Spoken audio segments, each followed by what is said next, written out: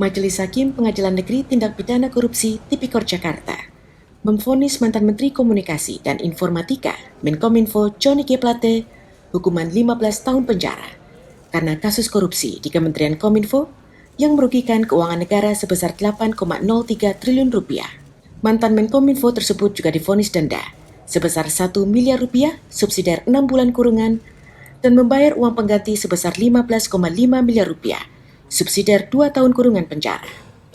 Ketua Majelis Hakim Pengadilan Tipikor Jakarta, Fazal Henry, dalam sidang putusan di Jakarta, Rabu 8 November menyatakan, Johnny telah terbukti secara sah dan meyakinkan bersalah melakukan tindak pidana korupsi secara bersama-sama, sebagaimana dakwaan ke-1 primer pasal 2 ayat 1 Yunto, pasal 18 Undang-Undang Pemberantasan Tipikor, Yunto pasal 55 ayat 1 ke-1 KUHP.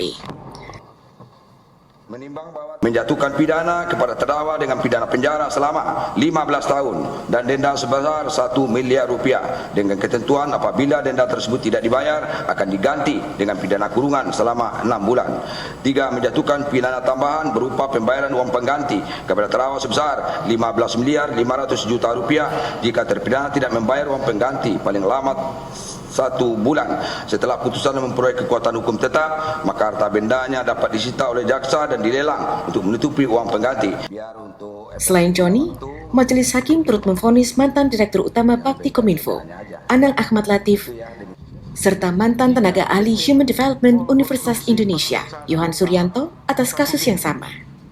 Anang divonis pidana 18 tahun penjara, membayar denda sebesar 1 miliar rupiah, subsidiar 6 bulan kurungan penjara, serta membayar uang pengganti sebesar 5 miliar rupiah. Sementara Yohan divonis pidana penjara selama 5 tahun, denda 200 juta rupiah, subsidiar 3 bulan kurungan, dan membayar uang pengganti sebesar 400 juta rupiah, dikurangi 43 juta rupiah, subsidiar 1 tahun penjara.